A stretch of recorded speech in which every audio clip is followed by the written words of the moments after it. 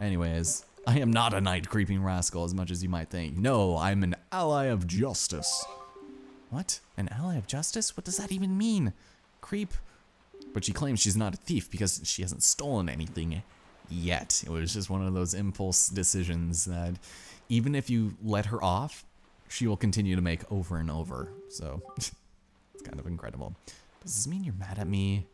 Could you at least listen to the circumstances in my life that led up to this moment? Please, you owe me that much. No, this isn't no Slumdog Millionaire bullshit going on, but I don't want to be an asshole, so sure.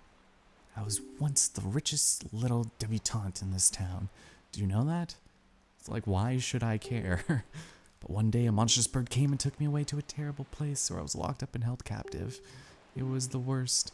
So this is the story of how her father paid millions of riches in order to get her daughter back. His daughter back. So, of course, she's going to be busy for the open air shop. So she's trying to settle into being someone who's very poor. Doesn't that just tug at your heartstrings? What do you say about the tragic events in my pitiable life?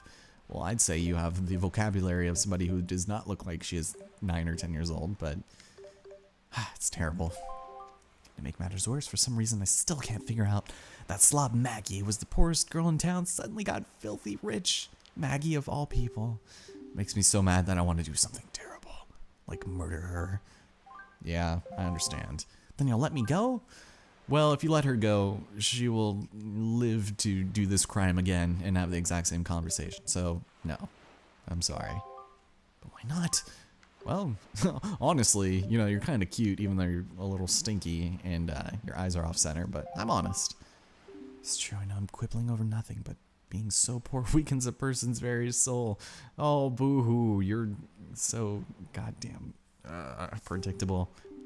It's time I quit making silly excuses for myself. I actually kind of feel bad for her because her dad's the one who should be working more than her.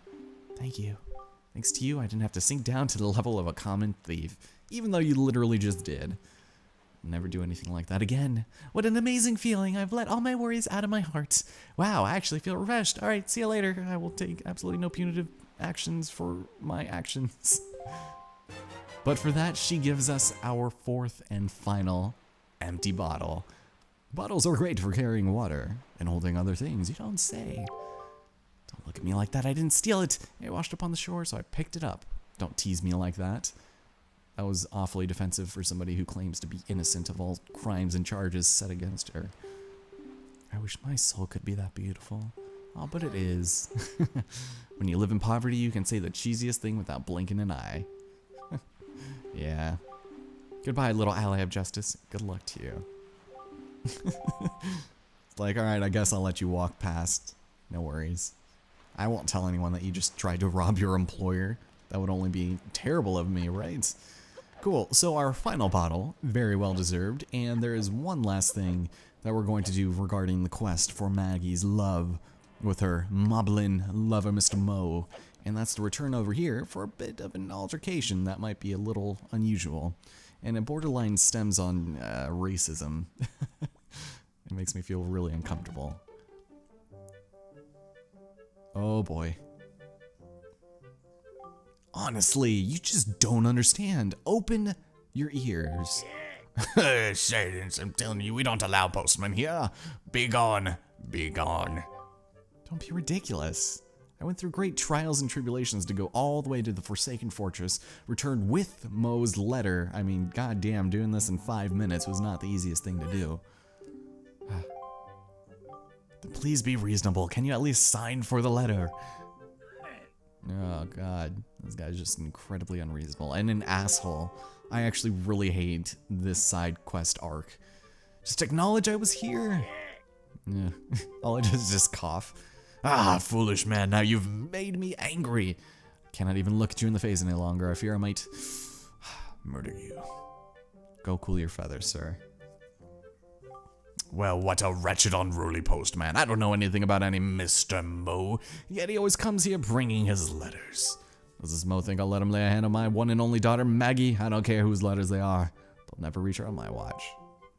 Well, unfortunately for him, we have one final thing to do, and that's to track down the postman, the greatest American hero of them all, and finish the job that he set out to do There's nothing that Kevin Costner won't allow us not to do, whether by horseback or Waterworld boat. It shall get done, and in the strangest of places as well. Somewhere we actually haven't been to at night, and that's the coffee shop, of all places. That's where he's gonna go after this altercation, so pretty excited for him. Cool, so we head in here and check it out. Nice over-the-shoulder shot there. This is where everybody comes to go to sleep, including this man who allegedly has no money. My daughter and I have managed to eke out a decent life, and in the process I've realized a great truth. There's something more important than money in the world. I think at long last I've finally come to understand just what true happiness really is. I'm thankful for it. Wow, that's actually something really pleasant that came from what was once the richest man in Windfall. Interesting. Over here, oh, it's Mr. Indian Man. I forgot what your name is, and Pixel is sliding off. Please don't ruin the recording. Whew. Hey, have you seen what I call the frightening fishmen? Check this out. The other day I was out at sea on a cruise, and without thinking much about it, I tossed some leftover bait out on the waves. I can't tell you what drove me to do it. Something in the sky. And you'll never guess what happened. This fishy looking thing popped up on the surface. It was no, yeah, he's just telling us about the general common knowledge that is feeding fishmen bait. Nice. Over here we've got this fine bustling fellow. Squid. You ever been all ate up by one of them squid out on the great sea? Oh yeah, all the time. Don't you go lie now. I stick any other sailor out there in my position, he'd be belly up. It'd have been finished. Finished, I'm telling you. It's a darn good thing about it. It's a rough and tumble sailors you'll ever meet. You better believe it. I think this is supposed to actually just be like a coffee bar, but actually just like a bar that happens to sell coffee liquors. How's it going, my good friend? You are a creep, and you have a lot of smelly pigs. I can't get that stink out of my shirt, and it's really bothering me because it's the only thing I got. Ah, nothing better than a cup of refreshment at your local cafe after a long day's work. Nothing. Well, tell me this, good sir, what the hell did you even do in the first place? Just except for standing out there challenging people to catch your pigs. What are you doing in a place like this at such a late hour? Isn't it bedtime for all the little oh, this guy is a jerk. As much as I would like to slap him across the face with my sword, it would probably not go down very well in this room full of burly men and a Rito. Anyways, job offering? Help wanted for light product sorting, etc. Pay depends on experience. Inquire at the Dragon Roost Island Mail Center. Don't worry, it's a lot of fun, but you have to be a Rito in order to work there. Unless you're an intern. Anyways, elephant in the room. How's it going? Just a second there, kid. Look, this isn't any time for a kid like you to be coming in here. Just trust me, okay? Go on now. Go scat. Well, I just wanted to talk to the postman. Oh, nice. I've been replaced by a wooden rail. Perfect. Oh, it's you. I'm sorry you had to witness me fly off the handle like that at Maggie's. I'm most embarrassed. The man just... Never mind. No, I know exactly where you're coming from, man. You're trying to do your job, and this asshole just kind of swats it away like it's nothing. To tell you the truth, though, came to deliver a letter addressed to Maggie from a moblin named Mo. But yep, stubborn father won't let him give it to her. I like how that guy is just staring at us. He's like, hey, big boy, when you gonna turn yourself around? Refusing to accept letters from the postman. Who's heard of such nonsense, right? I went to great trouble to go all the way to the Forsaken Fortress, and it was a most frightening ordeal, let me tell you. You know what's even more frightening is the fact that everybody else around us has frozen in time, yet we're still kind of standing there idly. Not perfectly still, mind you, whereas everyone else is, and the fire's still going. It's very unnerving. If I don't deliver this letter, then I'm a failure of the delivery trade. Oh, that's really depressing. I have other deliveries waiting to be made. I cannot mope here forever. Actually, though, I have an idea. That old fool may not permit postmen on his premises, but 10-year-old children, that's fine. So you know where this is going. We'll take the letter, and we're gonna give it to her. I'm sorry, I'm being really slow with this, but I kind of have a headache, and I want to get this through as quickly as possible, because, well, true love always prevails. I don't know. So, as one would probably ascertain, we need to return back to Maggie and close this deal once and for all, because we got the love letter from Mo, and life is good. At least for her, because she's apparently into that sort of thing. Who am I to judge on blossoming romance between a very questionably aged child and her captive? Talk about Stockholm Syndrome. Alright. I am not the postman. Don't worry. I'm not here to deceive you. I'm only here to do the greatest job that has ever been created. Here you go. Is that, could it be the letter from Mo that I saw in my dreams? Let me read it this instant. This is Mo. I like you, Magiano, so much that I want to eat you for dinner. That is either one of the creepiest things I have ever heard read aloud by a small child, or one of the creepiest things I've ever heard read aloud by a small child, but she seems to be into it. Can it be? Is this his marriage proposal? Maggie, I think you got a little bit of reading comprehension skills to be kind of determined here. It must be. At last my feelings have been conveyed to Mo. At least he understands how I feel. Or it might be Moy. This is the happiest day of my life. Choo-dee-doo, la-la-la-la. From here on out, today will be the anniversary of true love for me and Moy.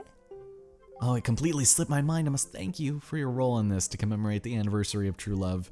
She gives us, well, a little bit of love of her own. That's the 4th piece of heart, which means we now have 14 heart containers. Thank you for completing this, my dear lady. It will serve me well. Well, that was very good on our part. However, this man, hello, good sir. What do you need, little urchin? Well, as a matter of fact, this is the reason why I absolutely detest this story arc. It's not because I have to give a bunch of, you know, back and forth letters between the postman and a small child and her captor, but this is who we need to give 20 skull necklaces to.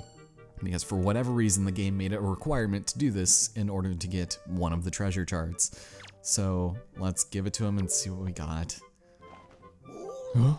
This is one of those skull necklaces that my daughter Maggie brought back from the Forsaken Fortress. These sell quite well at antique shops. In fact, it was thanks to those beauties that I became so filthy rich overnight. All of the skull necklaces that Mo got for Maggie ended up getting them filthy rich. And that's why they're able to inherit this place, apparently, just because the other guy couldn't pay it out. But he's gonna want 20 of them and also be really creepy. The only bath that gets you filthy rich, the money bath. Yeah, go fucking eat yourself, asshole. Anyways, this Michael Jackson looking asshole gives us the treasure chart. Thank you so much. I was quite once poor myself. I also don't know how to articulate myself. I used to dream of owning a boat I could use to go off in search of treasure. And now look at my filthy richness. It has absolutely nothing to do with what you have or haven't done. There is no reason for you to have all of this money, except that honestly looked like a toilet to me for a second there. Some very interesting islands. That's actually Windfall, it looks like. I think he's still dancing there. Then flowers. This is clearly not his work, but we're done here. That is all we need to do on this lovely place. Money for this, money for that, money for nothing, money for me. That laugh. So, yeah, man, I think I'm forgetting something really big right now.